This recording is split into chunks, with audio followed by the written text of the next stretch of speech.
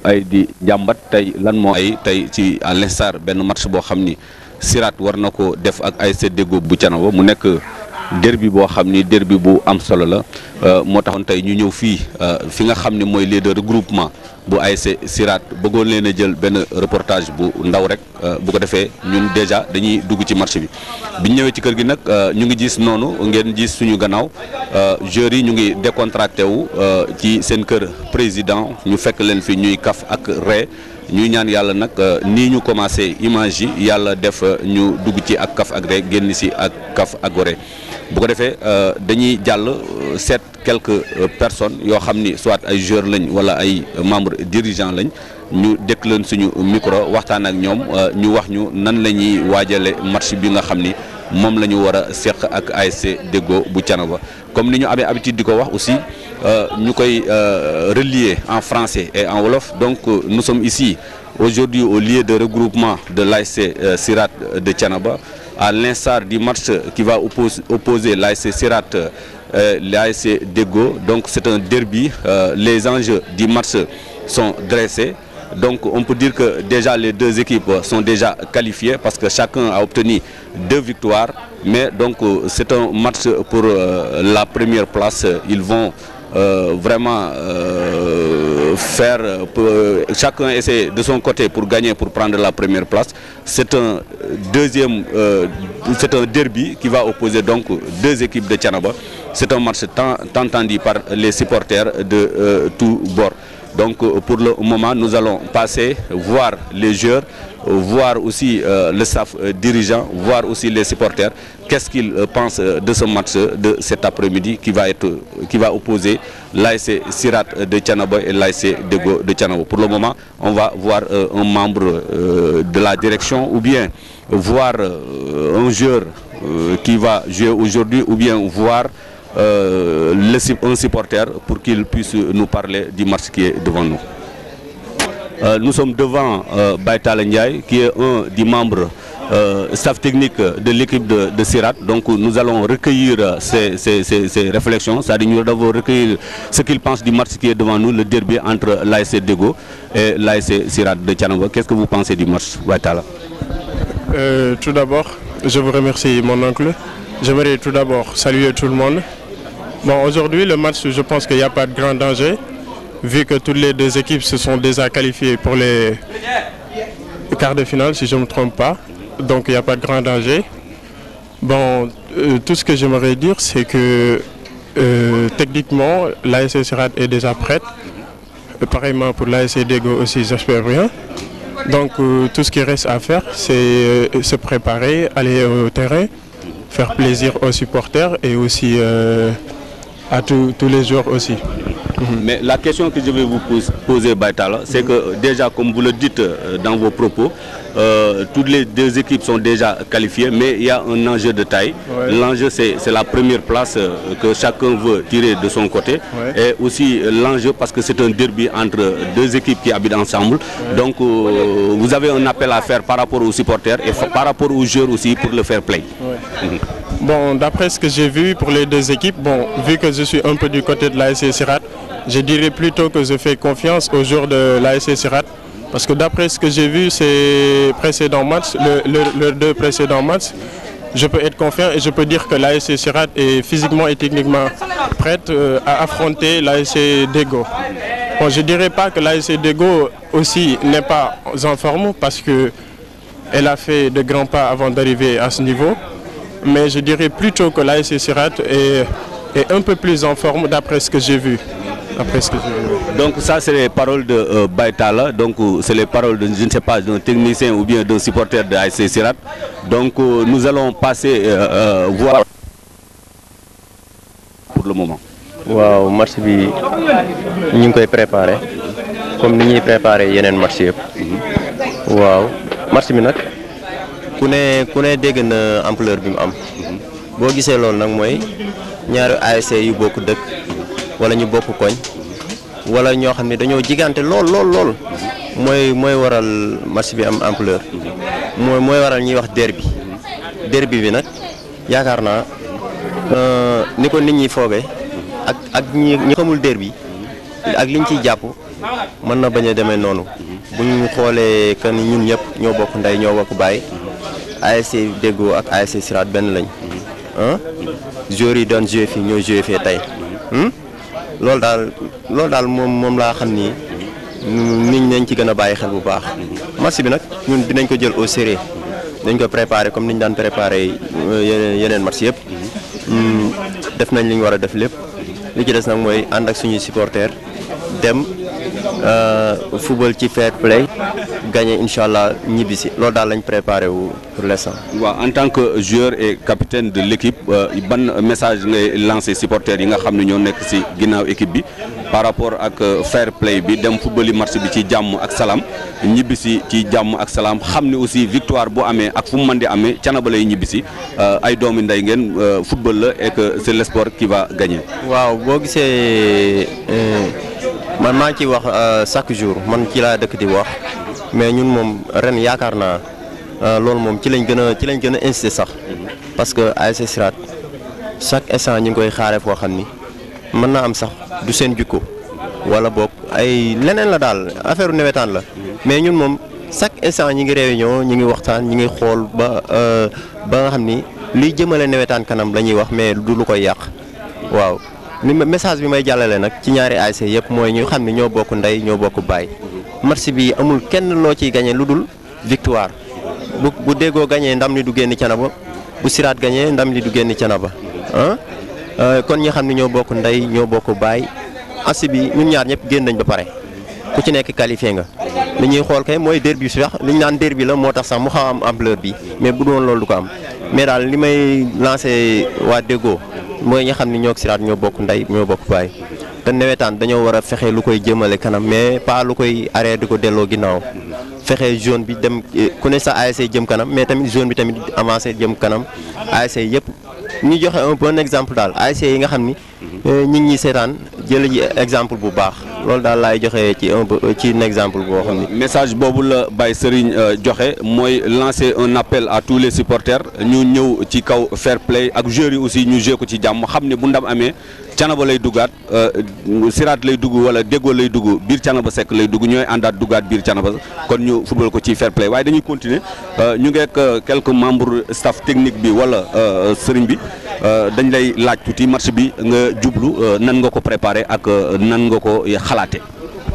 waaw match bi day niñ ko préparé xalaate ko mooy woo xale yi ci discipline woo leen ci yar woo leen ci teggin xamal leen ni footballu ñoo beneen équipe bu dul Deggo ci Thiénaba la ñu nekk ASC Sirat jàpp naa ni moom moo jur ASC Deggo bu ko defee ñu woo ñëpp ci fair play woo ñëpp ci jàmm xam ni football bu amee Thiénaba moo am football ak xale yi Thiénaba daal waaw voilà football bu amee Thiénaba wax moo am football ak xale yi Thiénaba loolu la sëñ bi en tant que technicien en tant que aussi nit boo xam ne responsable la ci équipe ASC Sirat nekk responsable aussi ci équipe bu Deggo mais de loin parce que nit ki fa nga dëkk moom nga mën a jàpp moom nga mën a gën a jàpp waaye gëm na ni moom xale yi yëpp benn lañ ci moom donc ñu football ko ci fair play rek football ko ci jàmm ndam am ci côté bële wala mu am ci côté bi Thiénaba lay duggaat ban message ngay lancé supporters yi nga xam ne ñoom ñoo nekk ci touche yi ak te aussi am lenn loo xam daf leen animé ñu bëgg ndam lool.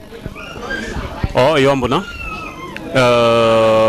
comme fi ma tàmbalee rek ni bu football amee Thiénaba la ñun ñëpp bu ñu xoolee loolu xam ne du ñaari équipe benn équipe la ndax ña nekk fële fii lañ jógee te am na ñu jógee fële ñëw fii yëpp benn la bu ñu xoolee ni kër yi benn la.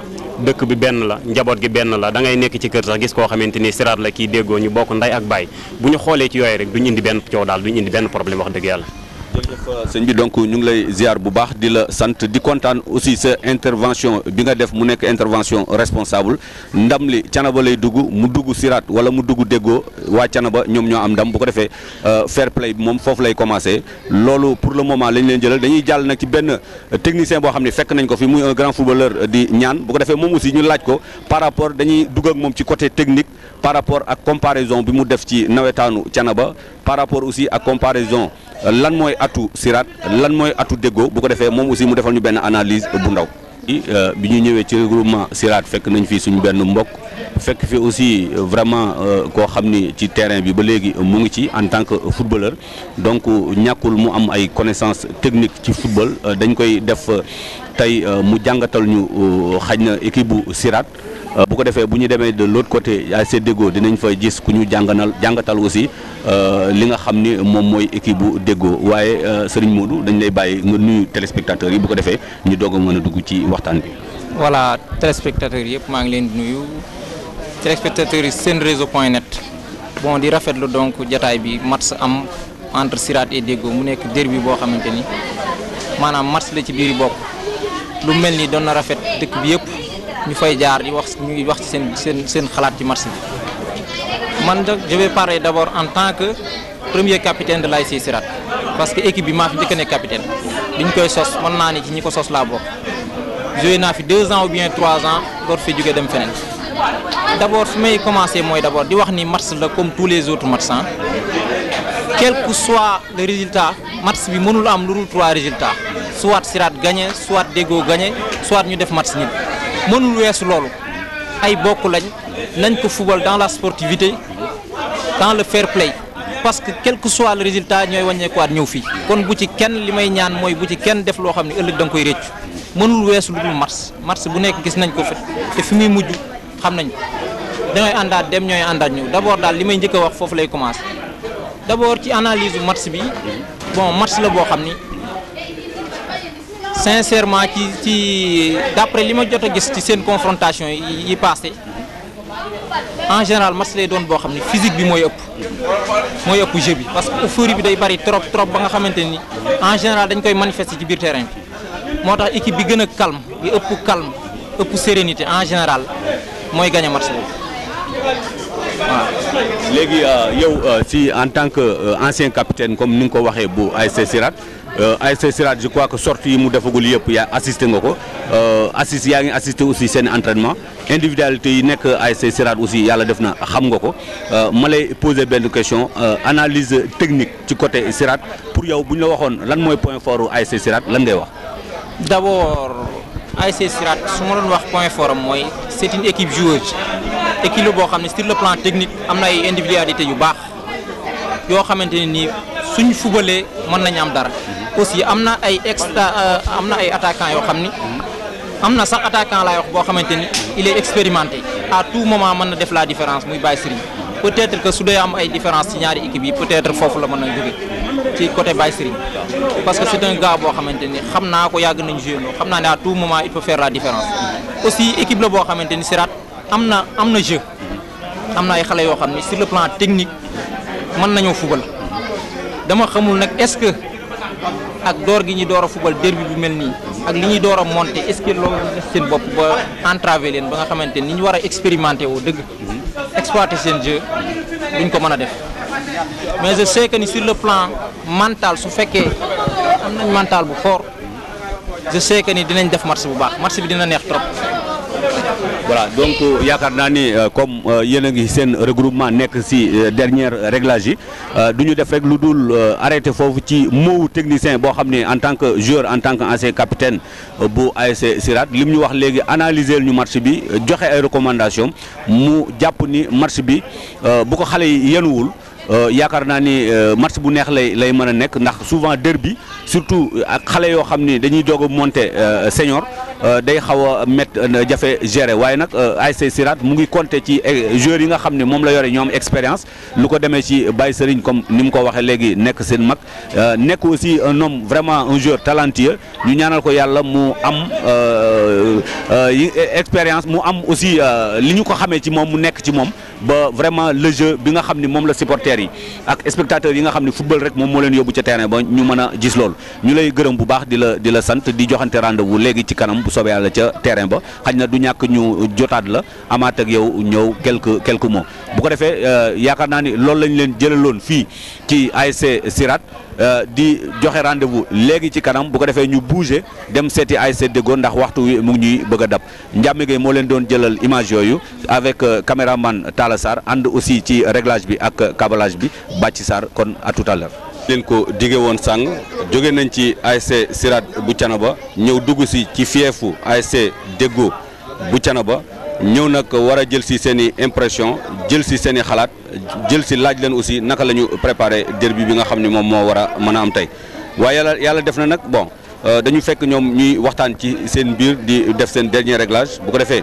waaye entre temps ñu ngi taxaw ak benn supporter nii comme ni ngeen koy gisee sëñ bi lu ñu bind fii. bañ nangu di cri de cœur boo xam ne supporter la ñu jox ko moom laaj ko impression bi match bi nan lañ koy préparé ak nan lañ yaakaar ni noonu lay demee.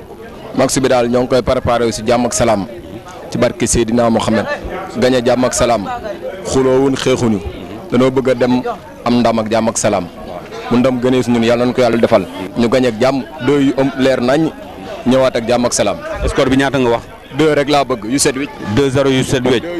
waa mais ba yënga ni match bi ku mën a gagné tamit Thiénaba la victoire bi di ñëw kon ci loolu aussi supporters yi nga xam ne yaa ngi nekk seen biir ban message nga leen di lancé pour que ñu def fair play rek ci biir match bi. ñun ñëpp ñu xam ne ay doomi Thiénaba lan rek wane discipline ju mat sëkk yaru yiw dem ñaan yàlla ndam may ñu ndam ak jàmm ak salaam ñibbi siwaat Thiénaba xam ni lépp ci biir Thiénaba la rek amul xuloo amul xeex. voilà waaw amul xuloo amul xeex loolu la benn supporter wax muy supporteru ASC Deggo bu Thiénaba ñu dendoowaat aussi ak beneen supporter boo xam ni gis nañ ko moom yaakaar naa ci staff médical bi la bokk wala ci staff technique bi bu ko defee moom aussi mu wax ñu ay impression ci match bi nga xam ne moom la ñu bëgg a dugg léegi muy derby entre ASC Deggo ak ASC Sirat match bi nan ngeen ko waajale. salaamaaleykum maa ngi nuyu tamit téléspectateurs yi ñuy seetaan yëpp seen réseau.net di leen wax ni comme ni ñu ko daan préparé lañ koy préparé parce que Deggo Sirat du lu bees ci ñun Deggo Sirat mas nañ ay mas te ñaari équipe bi yaakaar naa ñoom ñëpp am nañ 6 points génn nañ wala yi dem terrain rek def ni naan def ñaan yàlla may ñu dem bu soobee yàlla rek ñun diwal ko ci dëkk bi ndam li moom ci dëkk bi lay ñëwaat rek. mais xam nga ni match bi ku gagné yow yaay jël premier. waaw ba tey tamit loolu ci bataille bi la bokk mais ñun ñaan yàlla jël premier moo tax luñ man rek ñu ngi koy def ci match bi. moo ngay lancé supporters yi nga xam ne ñoom aussi dañuy ñëw te duñu ànd ak seen xel wala seen xalaat. waaw di leen wax non violence rek parce que Deggo moom xamul violence fii daanaka. ASC Deggo joxe dem na ci joueurs yi ASC Deggo ak dirigeants yi bu ko defee ñu continuer suñu waxtaan ci seen réseau.net.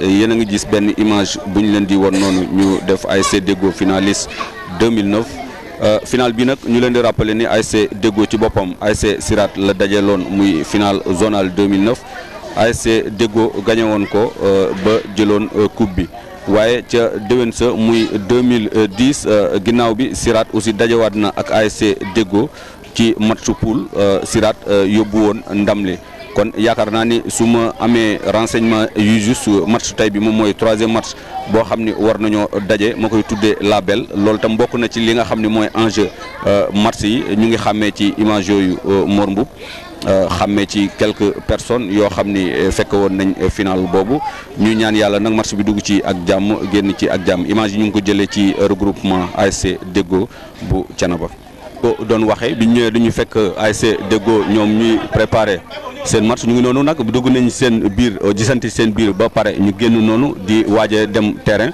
gis nga ñu ngi def ay sarax ci supporters yi xale yi nga xam ni ñoom ñoo fi ñëw tey nekk ay supporters voilà Mor Mboup le capitaine mooy def benn signe loolu donc muy wane ni vraiment dañu nekk en confiance ñoom ñëpp nekk nañu en confiance macha allah ñaan yàlla dugg ci match bi ak jàmm génn ci ak jàmm mais dañuy def benn jige joueur yi rek laaj leen impression tuuti Mor en tant que capitaine ñu lay laaj match bi nan nga ko préparé ak ban état d'esprit la joueur yi nga xam ni moom nga jiitee am. waaw salaamaaleykum maa ngi nuyu waa réseau bi di nuyu waa Thiénaba yëpp match bi préparé nañ ko comme ni ñu doon préparé match yëpp quoi parce que c'est une match boo xam ne très sérieux parce que dañuy daje koo xamante ni mooy suñu grand ci football fii ci niveau zone 10 muy ASC Sirat ca ku nekk bëgg ngaa daje ak moom ca ku nekk booy daje ak moom it da nga koo bëgg a dóor par exemple damay joxe ci moom exemple ni Yékini ci làmb ji la. moom ku dajeeg moom bu soobee yàlla di nga prêt comme na nga daan pare redoubler effort. yokk li nga daan am lépp da nga koy yokk entraînement physiquement moralement ñun nag ils sont prêts pour aller gagner la match incha allah. Nous sommes vraiment prêts pour aller gagner le match propos yooyu le capitaine bi mujj a wax di wax aussi ma signalé benn mbaax goo xam ne am na ko parce que nee na ASC Sirat Yékini la ci biir làmb ji képp koo xam ne yaa ngi joué nawetaan nekk équipe da nga sawar daje ak moom. te bu sañoon aussi boo daje ak moom nga natt sa doole daan ko loolu ndam boobu ñu ngi nekk aussi ak suñu coach bu ko defee coach aussi mu approché bu ko defee ñu am impression avant le match bu yàlla defee ñu dugg ci match bi aussi ba génn ci ak jàmm amaat impression mi nga xam ne moom moo mujj match bi mais coach état d'esprit bi laay laajte. bon le moral est au beau fixe. waay sama gars yi wax dëgg yàlla li ñu waroon def yëpp ak ñoom def nañ ko. bon lu tax ma ne nag moral bi baax na. mooy comprendre nañu du guerre mais tout simplement match de football la. ci diggante ñaari doomu ndey muy ASC Deggo ak ASC Sirat. waaw yanuwul match bi waaye gëm na ni nag la ñuy gagné. loolu mais est-ce que lancé nga ce joueur ak fair play ñu dugg ci match bi joué ko ak état d'esprit bu baax comme question boobu ni ma ko laajee waa Sirat ñu wax ma aussi ni ma ñoom match bi ñaan nañu yàlla dugg ci ak jàmm football ko ak fair play yow tamit ban message nga lancé say joueurs. bon responsable yi nga xam ne ñoo nekk ci zone bi ñoom ñoo daje ni équipe yi gën a fair play ci zone bi de ASC Deggo ci la bokk ñun ci loolu la ñuy dox te loolu mooy suñu slogan mooy violence zéro te incha allah su fekkente ni rek violence am na. Ndiame dama la koy assuré du jóge ci ASC Deggo parce que équipe la boo xamante ne si équipe bu am respect la ndax ci ay xale boo leen yoree ñu rus la jox la cër loo leen wax dinañ ko def te loolu incha allah moom la ñuy liggéey ci ñoom te moo nekk ci ñoom kon daal li ma bëgg a wax mooy tey demuñu pour xeex demuñu pour xulo mais dañoo dem pour football gagner avec la manière nag.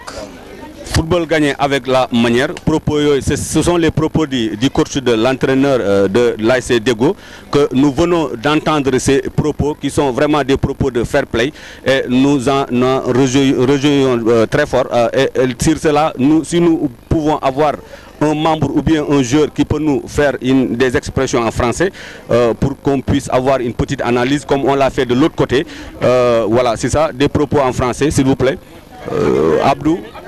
Abdou, s'il vous plaît, approche. Abdou, en tant que joueur, je vais vous poser la question à savoir quel état d'esprit que vous allez attaquer le match. Je salue tout le monde avant tout. Le match, on va le déborder avec toute notre sérénité parce que l'essentiel, c'est de gagner le match avec la manière. Et on va faire tout notre possible, le maximum possible pour gagner ce match parce que c'est un match très important pour nous et pour l'ASC Deggo. Donc ce que nous allons faire, c'est de donner le meilleur de nous et de se concentrer pour remporter ce match. De se concentrer pour remporter ce match, ces propos sont de quelqu'un, d'un joueur qui est très important dans l'équipe de l'ASC Deggo. Mais je vous rappelle l'enjeu de ce match. L'enjeu, c'est premièrement, c'est un match pour la première place parce que déjà toutes les deux équipes, l'ASC Sirat et l'ASC Deggo sont qualifiées parce que chacun a gagné 2 matchs, donc c'est un match pour la première place. Deuxième point, c'est un match, c'est un derby parce que vous savez, toutes les équipes qui habitent ensemble, s'ils se rencontrent, ça sera un match un peu difficile. Mais on va souhaiter que le match se déroule dans de très bonnes conditions sur le réseau senreseau.net. Donc on vous souhaite que le sport gagne, que le meilleur gagne à tout à l'heure au stade municipal de Thiénaba. La bénédiction. Voilà.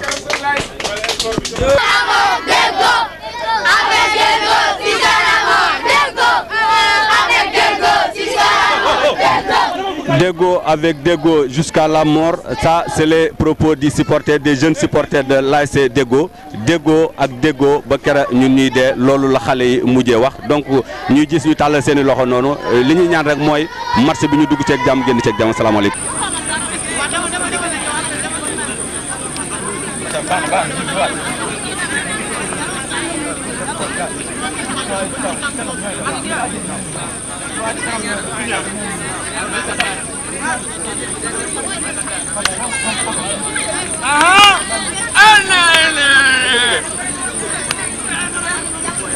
ñu ngi fii ci stade communautaire bu Thiénaba ñu leen di woon actuellement échauffement wu ASC Sirat bu Thiénaba ñu ngi leen gis ñu ngi nekk en maillot vert et blanc bas rouge ASC Sirat ci boppam ñoom ñoo nekk noonu ñu ngi ci xàmmee quelques jours le numéro 14 Ousseynou Ndiaye, le numéro 13 Khalifa, il y a Pamor Silla ñu seen ko noonu benn par benn ba Baytal Seck Baye Serigne le numéro 11 donc ci kanam tuuti xañ na dinañ leen jox équipe bi au complet ñu ngi ci xàmmee Baye Cheikh Seck aussi mu ngi noonu devant donc kenn par kenn quand même ci liñ ci reconnaître voilà donc ci kanam nañ leen jox composition ñaari équipe yëpp jóge nañ sàng ci ASC Deggo sol aussi en bleu voilà tey ñu ñëw ci échauffement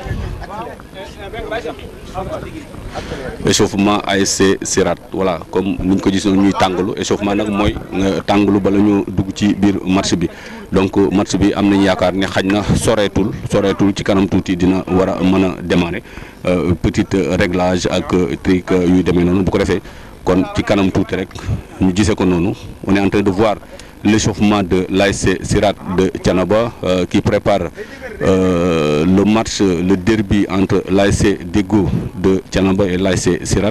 Je vous rappelle que c'est un match de classement, c'est-à-dire c'est une lutte pour la première place parce que vous savez que l'ASC Sirat a gagné ces deux matchs, l'ASC Deggo aussi a gagné ces deux matchs. Donc l'enjeu de ce match aujourd'hui, c'est que chacun lutte pour gagner la première place. Donc c'est les deux équipes vraiment qui sont déjà qualifiées pour le deuxième tour. Donc sur ce, je vous dis que le moral est bon, les joueurs sont physiquement prêts et mentalement aussi prêts. Voilà, on peut le constater sur leur échauffement. Voilà, donc je crois que pour le moment mën nañu xaar ci kanam tuuti match bi démarrer. woon ko ci beneen côté bi jël échauffement ASC Sirat jóge fa ñëw fi nag ci échauffement ASC Deggo di wax ni ñoom aussi ñu ngi préparer échauffement nag bu ñu ko déggee mooy tàngalu bala ngaa dugg ci match bi physiquement dañ ko demander médicalement aussi médecins yi nga xam ni seen xam-xam dafa màcc ci sport dañ ko demander ndax nit ki yaakaar naa ni bu ne tekk bu yàggee ay musclam dafay nelaw donc ñoom lu ñuy def actuellement mooy yee muscle yi mu yeewu bu ko defee ñu teel a dugg ci match bi teel cee bokk donc ASC Deggo moom la ñu gis mu nekk en maillot noir et bleu voilà noir et bleu avec des bas aussi bleu blanc donc moom la ñoom ñooy préparer noonu voilà physiquement ñuy préparer seen échauffement donc ñuy ñaan yàlla aussi dugg ci match bi ak jàmm aussi génn ci ak jàmm yàlla nañ koy yàlla defal ndax bu ndam amee rek Thiénaba lay ñibbi Thiénaba Seck su lu mën di am aussi dañuy ànd noo duggaat bi Thiénaba donc xale yi xamee ko noonu préparer ko noonu kon comme on le disait tout à l'heure on est là tout de suite avec l'ASC Sirat de Thiénaba pour la préparation du derby entre les deux équipes. Je vous disais tout de suite que l'enjeu c'est très simple, c'est un match de classement, c'est-à-dire pour la première place. L'ASC Deggo veut être première, l'ASC Sirat aussi veut être première, donc chacun tire de son côté, mais je vous dis en fin de compte c'est l'espoir qui va gagner. Donc pour le moment on peut se quitter sur ces notes à tout à l'heure pour le début du match. ñu ngi fii nag di am mbégte lool di teewaat pour bëgg leen dégtal wala ñu wan leen match bi nga xam ni moom moo war a opposé ASC Deggo bu Thiénaba ak ASC Sirat ñu profité nag balaa arbitre di jox coup d'envoi ñu jox leen classement bi nga xam ni moom la Deggo di démarrer mooy les 11 de départ de l'ASC Deggo. Donc dans les buts on a Mbaye Tall, de droite à gauche on a Bada Ndiaye, Cheikh Diop dans l'axe central et Abdou Sall. On a comme latéral gauche Moustapha Mboup.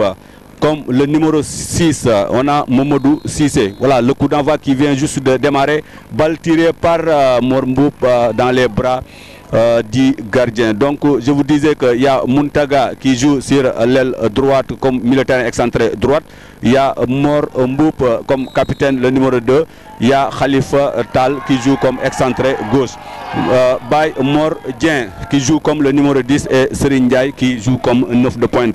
On a dans le banc de touche Djibi Gueye, Baye Abdou Mboup, Asfal, Moussa Diallo, Modike Ndongo, Pape Joseph Dacosta et Moussa Diouf. Coach, on a comme Pape Abdoulaye Mboup qui est l'entraîneur de l'ASC Deggo. On voit voilà reprise de Bada, tout juste on voit danger qui n'est pas totalement écarté. Reprise sur les bras du gardien Modou Dia. Donc je vous disais que l'ASC Deggo joue un système de jeu 4-4-2. Donc c'était le classement et le 11 de départ de l'ASC Deggo. Pour l'autre côté, pour l'ASC Sirat, je vous dis, dans les buts, il y a Modou Dia, Babacar Ndiaye, de la droite vers la gauche, Khalifa Gueye, il y a Ndjouga Ndiaye, Tanor qui joue comme latéral gauche, il y a aussi Baye Tala et Ousseynou Ndiaye. Baïtal Sek, je vous dis, et Ousseynou Ndiaye qui joue comme milieu de terrain défensif.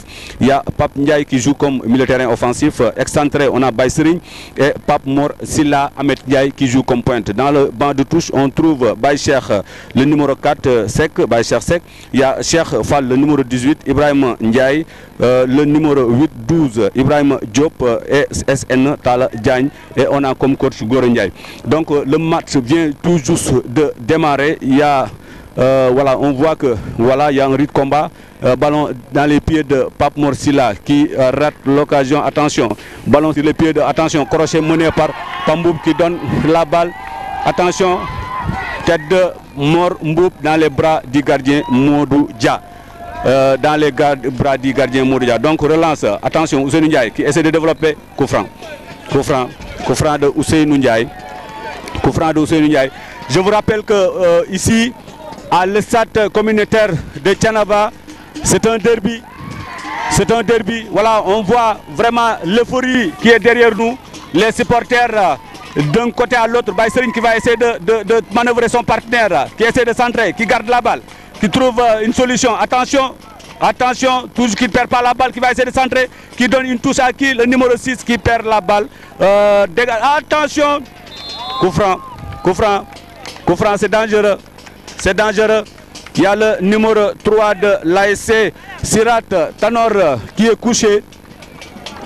Et le jeu est momentanément. Les supporters de l'ASC Deggo qui sont à côté de nous. Match de lutte pour la première place.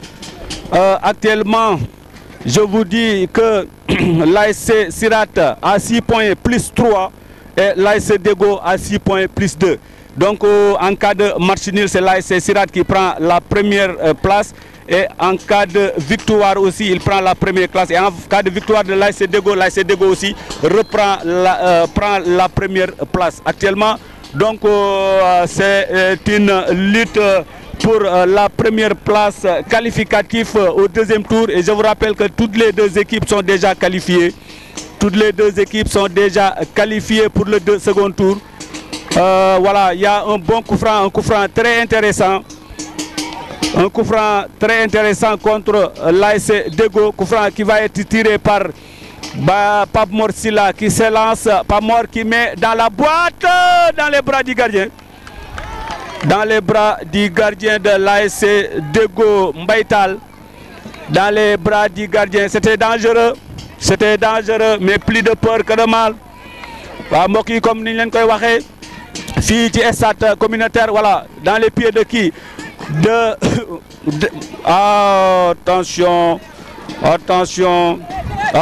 Babacar qui perd la balle, tous pour l'ASC Deggo, voilà, centre qui est reparti dans les pieds de qui? Du numéro 10, attention, qui rit de bataille dans le milieu de terrain, ballon perdu, dégagé par Babacar Ndiaye. Ndiaye, Baymor qui va essayer de centrer. Baymor qui manœuvre son partenaire. Baymor. Attention, le ballon n'est pas sorti. Baymor qui perd la balle. Maintenant, ballon dégagé par la défense de l'ASC Sirat dans les pieds de Baïsering. Baïsering qui trouve son partenaire. Attention, contre-attaque, l'arbitre qui signale qu'il y a hors-jeu. Hors-jeu. Comment ça se déroule bien? Prix sportif. Donc, coup franc bi mu ngi jógee waa Deggo ñoom ñoo am coup franc ñoo am hors-jeu du moins hors-jeu bi moom la ñu dégagé noonu gardien bi attention qui sort qui fait une mauvaise sortie, dégagement de la défense. Pape Morsila qui essaie de trouver son partenaire qui dégage ballon tête de attention, le jeu continue. Baïtala qui essaie de trouver Baïsering. Une de rate manquée par Baïsering, tête de qui? Attention, coup franc.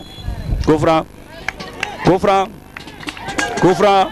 Baytal, attention, l'arbitre qui arrête momentanément le jeu. Il y a un blessé, il y a un blessé.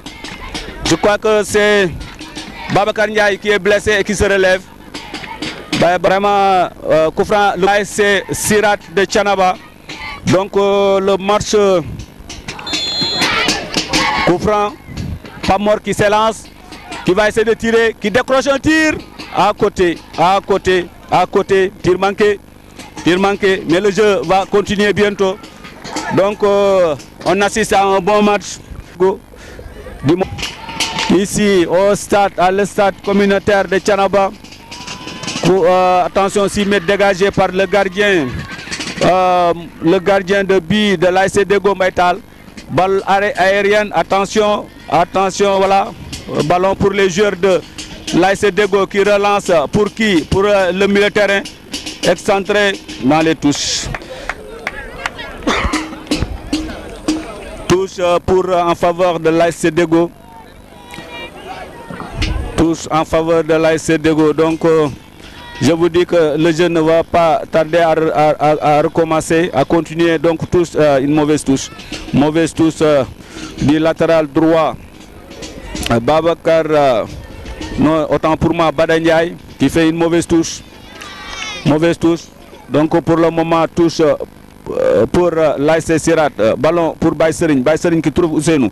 Ousseinou qui va chercher son partenaire, qui met derrière. Dégagement de... attention, rythme de bataille de Ndiaye. Attention, ballon. Pape Morsila qui rate son contrôle, non? Qui fait un petit crochet. Oh, sauvetage dégagé par Pape Morsila. Ballon pour le milieu de terrain de l'ASC Deggo qui essaie de manœuvrer son partenaire. Touche. Touche. Touche. Touche de Babacar Ndiaye sur la personne de Muntaga. Sur la personne de Muntaga. Sur la personne de Muntaga. Muntaga, voilà. Demandez tout de suite des renseignements. Ballon pour, attention, pour l'ASC Sirat. Sirat qui va essayer de développer son jeu, qui donne à Pape Morsila. Pape Morsila dans la surface de réparation. Pape Morsila qui rate. Corner pour l'ASC Sirat de Thiénaba. Pape Morsila qui a complètement raté son contrôle. Pape Morsila qui a complètement raté son contrôle. Donc corner de la droite vers la gauche tiré par Pape Morsila de l'ASC, le numéro 10 de l'ASC Sirat de Thiénaba. Voilà. Qui s'affaire autour du ballon. Rythme de bataille dans la surface de réparation. Donc Pape Mor qui s'élance. Qui met, attention, attention, voilà, sauvetage, reprise défensif. Khalifa Gueye dans les pieds de Khalifa qui rate l'occasion. Khalifa, attention, qui perd complètement la balle. Qui corps, coup franc dit l'arbitre. Coup franc dit l'arbitre. Coup franc dit l'arbitre. C'était dangereux. C'était vraiment dangereux. C'était vraiment dangereux. Un bon coup franc pour l'ASC Deggo. Il fallait dégager. Il fallait dégager, il ne faut pas badiner. Il ne faut pas badiner. Ouais. On ne joue pas avec le feu.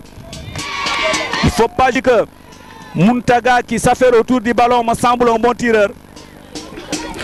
Muntaga qui s'affaire autour du ballon me semble un bon tireur. Un bon technicien. Donc le mur, l'arbitre s'affaire pour mettre le mur distance réglementaire. L'arbitre qui met le mur distance réglementaire. Donc les joueurs de l'ASC Deggo qui s'affairent. Muntaga qui tire au-dessus de la barre transversale. Au-dessus de la barre transversale. Il faut se méfier de Muntaga. Il faut se méfier de Muntaga. C'est un bon joueur, un technicien. Donc je vous dis que plus de peur que de mal pour l'ASC Sirat. C'était dangereux, mais le coup franc est tiré au-dessus de la barre. Donc 6 mètres qui va être dégagé par Modoudia. Un long dégagement qui va retomber dans les pieds de Baïserine, le numéro 11. Baïserine qui essaie de trouver son partenaire, qui met une mauvaise passe. Mort, attention. Ouais, Ndiouga qui écarte le danger complètement. Le jeu va continuer. Ballon dans les pieds de qui? De Baïserine qui s'affaire autour, qui fait un crochet, qui centre, qui donne un centre, sortie du gardien de but. Attention! Attention! Sauvetage! Sauvetage de la défense dans la ligne de but. Voilà. Tête, contre-attaque pour l'AS Deggo. Contre-attaque pour l'AS Deggo. Le joueur de l'AS Deggo qui va essayer de trouver son partenaire, mais qui s'enferme, qui trouve son partenaire en arrière. Dégagement, attention, attention. Ballon perdu, non, pas perdu, oui. Dans les touches. Dans les touches. Je vous dis tout de suite que l'AS Deggo a failli prendre un but. Mais sauvetage de sa défense qui a sauvé sur la ligne de but. Qui a sauvé sur la ligne de but.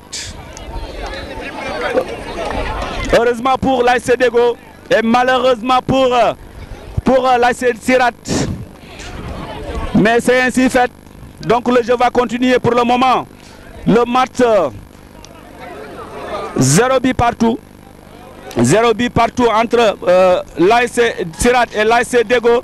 Le jeu recommence. Dégagement de Khalifa qui rate. Attention. Qui rate son dégagement et qui me semble un peu blessé. Ouais. Ouais, qui reste au sol. Qui reste au sol. Mais le jeu ne va pas tarder à continuer. Qui se lève. Donc plus de peur que de mal. Le match est équilibré. Le match est équilibré pour le moment.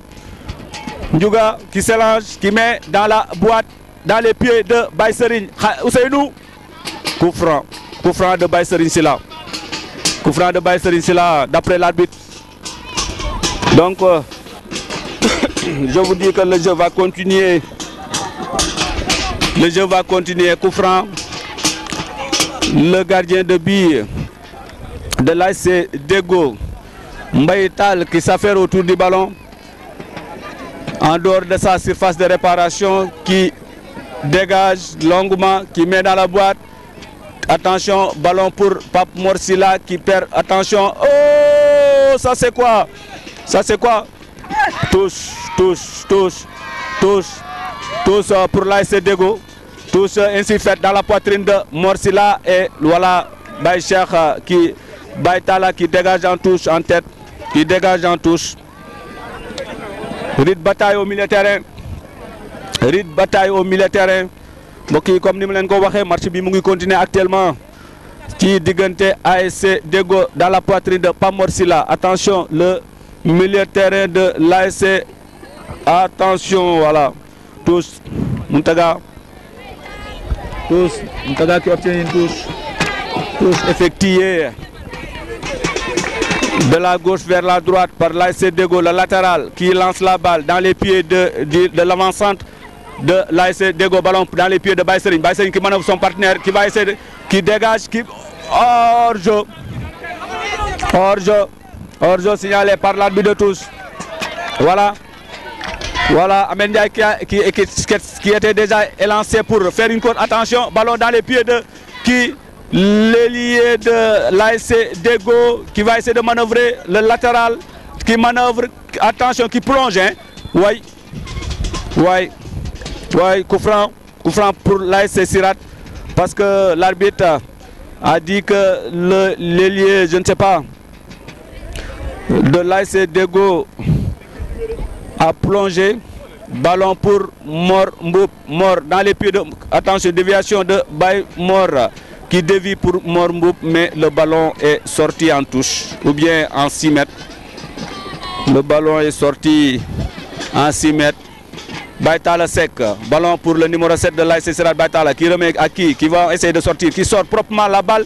Ballon pour le numéro 6 de l'AS. Attention, le ballon qui refuse de sortir. Oh! Coup franc, oui. Coup franc de Khalifa, le capitaine de l'équipe de l'AS Sirat, qui a commis une faute. Carton jaune. Oh, attention, attention. Il faut calmer les joueurs. Il faut calmer les joueurs. Il faut les calmer. Une bagarre de rue. Ouais. Donc l'arbitre qui vient de donner à l'arbitre à Mormboup carton jaune et Khalifa Gueye. Donc carton pour les Dégos qui reçoivent un carton jaune. Donc les nerfs sont toujours tendus. Les nerfs sont toujours tendus. Donc le match, le coup franc va continuer. Donc je vous dis que c'est un bon coup franc. C'est un bon coup franc. Attention. C'est un bon coup franc. De la droite vers la gauche. De la droite vers la gauche. De la droite vers la gauche. Coup franc qui va partir. Attention. Bon centre. Tête. Manqué et coup franc d'après l'arbitre. Attention. Le jeu va continuer. Il y a un joueur qui est blessé. Voilà. Voilà. C'est un coup franc. Non, 6 mètres. L'arbitre qui appelle les secoureurs. L'arbitre qui appelle les secoureurs. Les nerfs commencent à vraiment se tendre. Voilà. Il y a un joueur blessé. Il y a un joueur blessé. Il y a un joueur blessé. Il y a des gestes antisportifs. On voit des gestes antisportifs. Ce qu'on ne souhaite pas. De part à d'autre.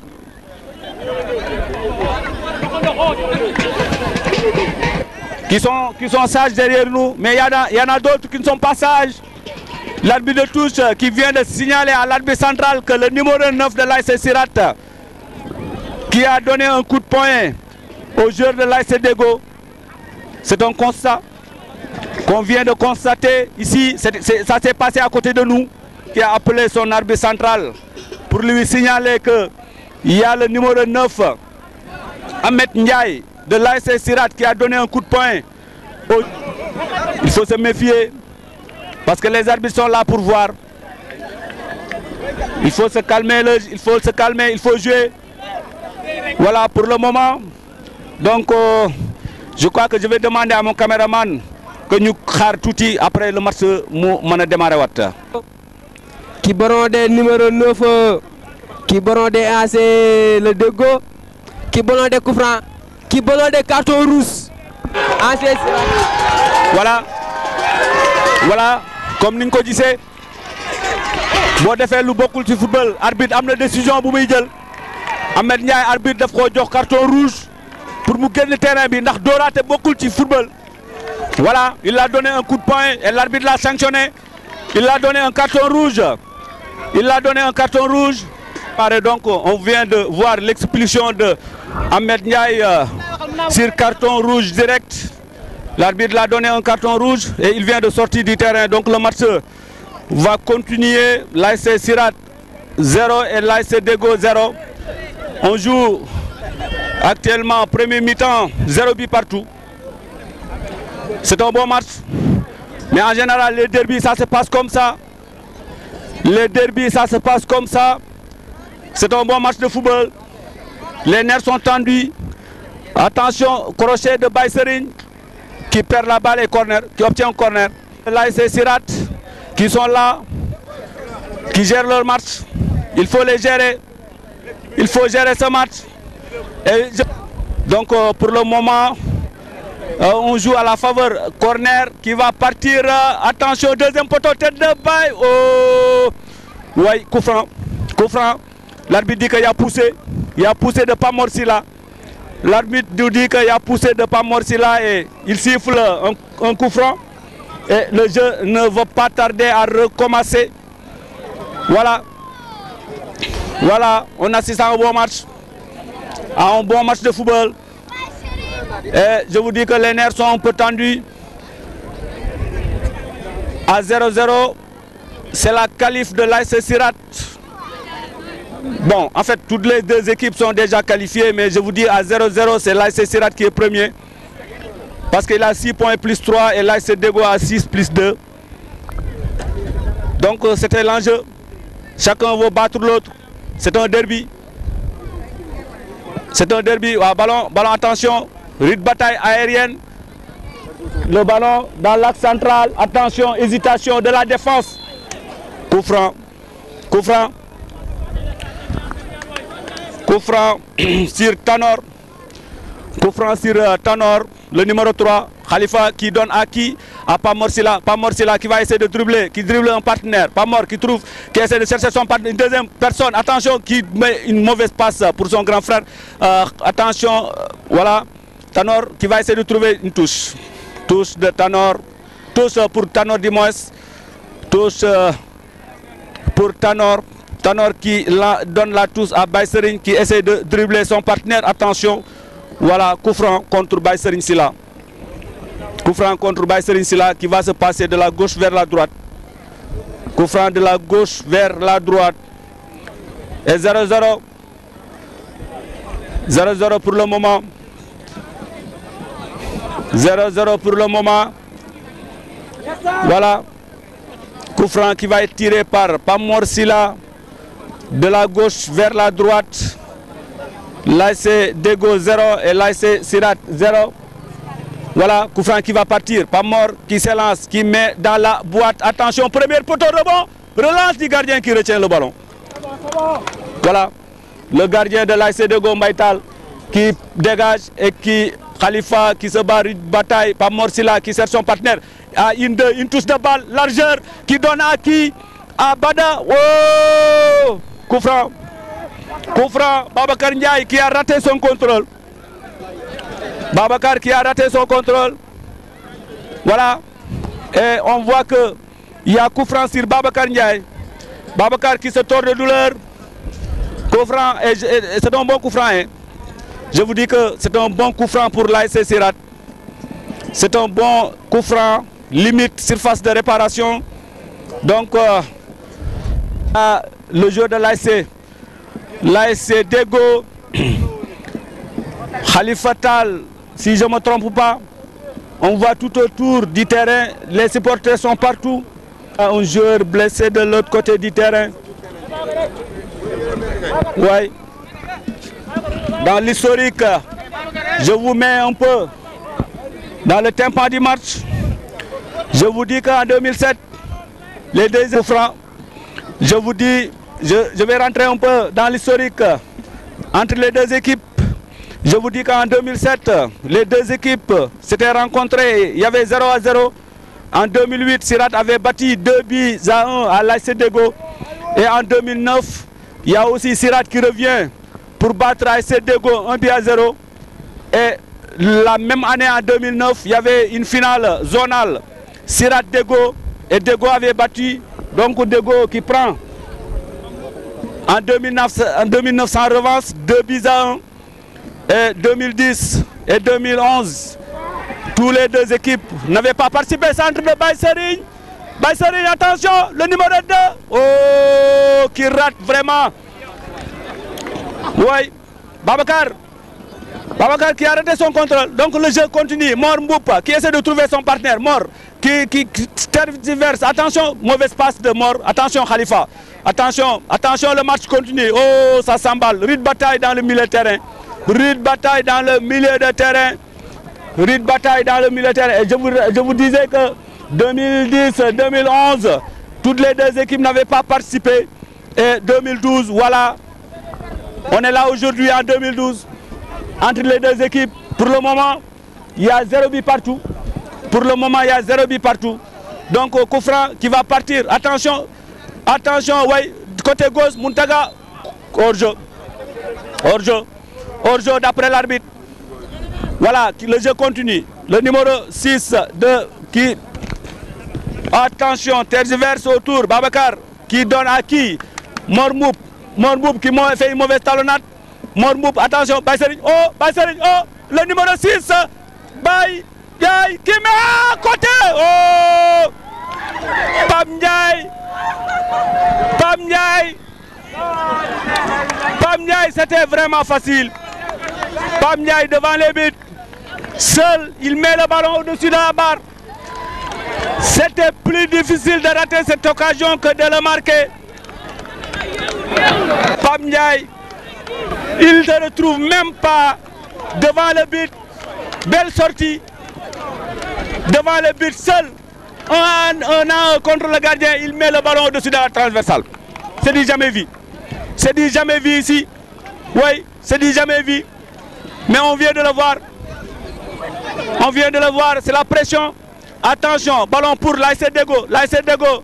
Attention, Babacar Ndiaye, le numéro 2. Voilà, ballon sorti. Je vous disais que l'occasion que vient de manquer Pape Ndiaye, c'est du jamais vu ça. C'est du jamais vu. Moi, je n'arrive même pas à comprendre pourquoi il a marqué, il a raté cette occasion. Babacar, Pape Ndiaye qui continue. Faute sur Pape Ndiaye. Faute sur Pape Ndiaye. Faute sur Pape. Oui. Oui. Donc, Ousseynou, les joueurs de l'ASC Sirat continuent à pousser. Ousseynou qui prend son élan, le numéro 14, qui met dans la boîte. Attention, tête de qui? Oh, but! Non, l'arbitre refuse. L'arbitre refuse. L'arbitre dit qu'il y a 6 charges sur le gardien. L'arbitre dit qu'il y a 6 charges sur le gardien. L'arbitre dit qu'il y a 6 charges sur le gardien. C'est le maître du terrain. C'est le maître du terrain. Donc c'est un but refusé par l'arbitre central. Là. Il refuse. Je vous dis que l'ASC Sirat joue à 10. Sirat joue à 10 et Deggo joue à 11. Et vous le voyez, vous faites votre jugement par rapport à la domination. Oui. Faites votre jugement. C'est à vous de juger. C'est à vous de juger. Voilà. Donc, il y a un blessé du côté de l'ASC Deggo. Voilà, on voit les supporters qui sont là. Qui sont là à côté de nous. Les supporters de l'ASC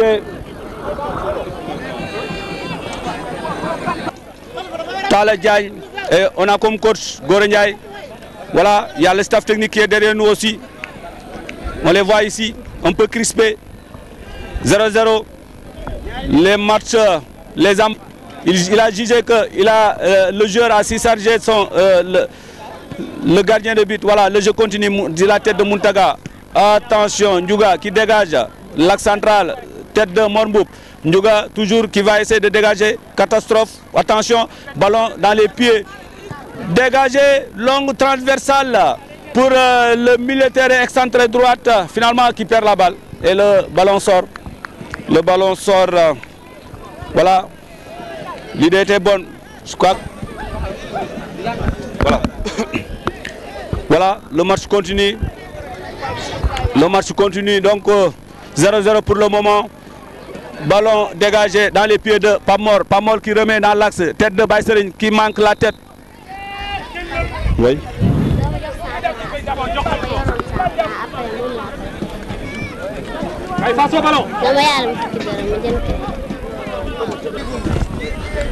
Voilà, donc le match continue. Faute sur le joueur de l'ASC Sirat. Donc voilà, faute sur le joueur, sur Tanor. Khalifa qui s'affaire. Non, c'est Ndiouga qui va s'affairer autour du ballon et qui essaie de dégager. Pour le moment, on joue. On n'est pas loin du mi-temps. 0 but partout. Ndiouga qui s'élance, qui dégage, long dégagement, tête de Muntaga. Tête de qui? Voilà, qui revient sur Ndiouga. Ndiouga qui relance dans la touche. Ndiouga qui met le ballon dans la touche. Ndiouga qui met le ballon dans la touche. Là, on entend les cris du coach Abdoulaye Mboub, qui est le coach de l'ASC. Ballon pour qui? Attention, le jeu continue. Dans les pieds de Ousseynou. Ousseynou qui perd la balle. Attention, Khalifa qui va essayer, qui s'affaire autour du ballon, qui perd la balle. Oh, voilà, le jeu continue. Qui fait travailler son adversaire. Qui centre le ballon. Reprise de Muntaga à côté. Voilà. Muntaga. On a vu Khalifa Tal qui a fait un bon débordement sur la personne de Khalifa Gueye. Voilà, c'était extraordinaire. Et reprise manquée, je dis, de Muntaga qui était devant les buts. Le match s'emballe. Voilà, c'est la mi-temps. C'est la mi-temps ici au stade communautaire de Thiénaba. Pour le moment, les deux équipes se quittent. 0 but partout. Mi-temps, 0 but partout. ASC Sirat, 0 ASC Deggo, 0. Et on se retrouve dans quelques instants pour la reprise du deuxième mi-temps. Voilà, donc mi-temps bi jot na fii ci stade communautaire bu Thiénaba. Ñaari équipe yi kenn ndam demagul ndam dikkagul. Match bu neex lañ fi gisagul. Ñu noppalu comme joueurs yi ni ñu sonné ñun tamit ñu jëlaat pause tuuti rek ba ci kanam ñu mën a.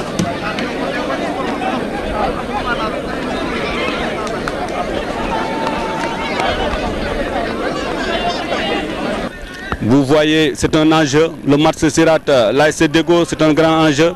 On voit là le terrain, les supporters qui sont venus vraiment très nombreux aujourd'hui, du côté à l'autre de l'ASC Sirat, du côté aussi de l'ASC Deggo. On voit que les gens se sont vraiment mobilisés pour venir voir le match tant entendu contre l'ASC Deggo et l'ASC Sirat.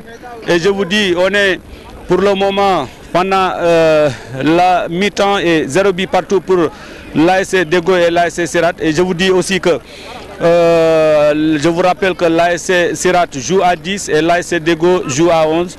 Parce que pendant le match, on a vu qu'Ahmed Ndiaye a donné un coup au défenseur, à l'axe central de l'ASC Deggo. Et voilà, l'arbitre de touche l'a signalé à l'arbitre central qu'il a donné un carton rouge et l'a expulsé du terrain. C'est pourquoi l'ASC Sirat joue à 10.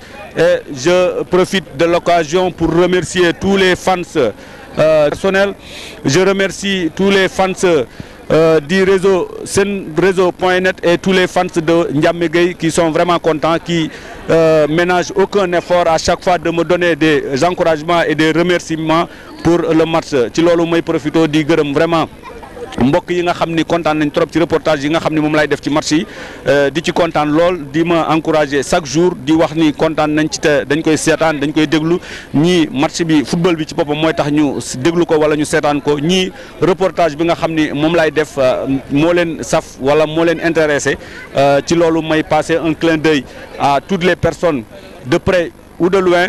Je ne cite pas parce que olof dafa wax ni ku lim di nga desal bëgguma lim bàyyi kenn waaye képp koo xam ni kontaan na ci rek na ci yëg boppam xam ni dugal naa ko ci biir sama fans yëpp góor ak jigéen mag ak ndaw ñëpp tout le monde je l'ai dit yal na leen yàlla defal jàmm ñu bokk ko ñun ñëpp. Donc pour le moment loolu lañ leen jëlaloon ci mi-temps bi di xaar ci kanam tuuti on voit les joueurs de l'ASC Jant bi qui sont à côté de nous. Voilà, il y a les cadets qui ont fait un match nul hier contre l'ASC Keur Madaro, 1 but par 1. Voilà, ce sont les stars de Djantbi, comme ils le disent. Il y a Baye Souley, il y a Cissé, il y a Baitala, Mamor, et tout le monde sans citer. Je vais vous donner quelques noms. Donc pour le moment, ASC Djantbi, nous leur souhaitons bonne chance pour le reste de la compétition. Banc de touche de l'ASC Deggo de Thiénaba. On voit, il y a Djibi Gueye, Baye Abdoumbou, Asfal, Moussa Diallo, Modiké Ndongo, Pape Joseph Dakusta, il y a Moussa Diouf et on a comme coach Pape Abdoulaye Mboup et on voit le staff technique qui est derrière eux. Voilà, donc qui sont dans les prochains. Tiré à côté, tir de Pape Cissé. Le coup d'envoi est parti, donc le match vient de démarrer tout juste. Voilà, il est 18h13 minutes. 18h13 minutes, donc le match vient de démarrer.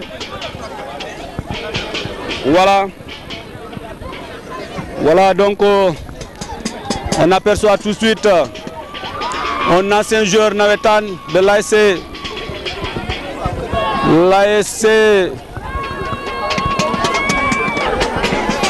Jambar.